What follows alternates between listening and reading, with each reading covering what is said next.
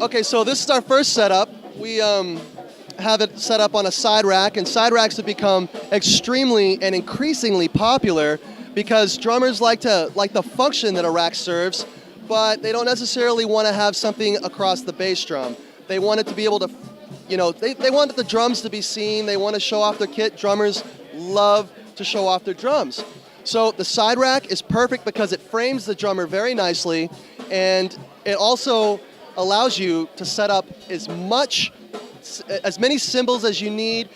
Setup and teardown is extremely quick. You can walk this off the stage and take it down in those situations where there's multiple bands on and you've got to get the stage turned quickly. Okay, so right here we have our 8700 series. This is our flat bass series. And this is for those players that love the traditional flat bass look. What's brand new for this year is our 8713 tom stand. It's just a snare basket for those guys that like mounting their snare drum their rack tom in a snare stand. And it's a little higher than normal. Most guys want to play it lower, but there's always those guys that want to play it a little higher. Well, this gives them the capability to do that. Plus, it also gives them that flat-based look. Right here, I don't know if you guys are familiar with this. This is the Stealth Rack. And this is an amazing setup. And what we did was we combined the rack tom, cymbal, and snare stand all into one. It's a little rack. It flies way below the radar. We've had this out for a few years, but it's extremely sturdy because it's 3 poles connected together.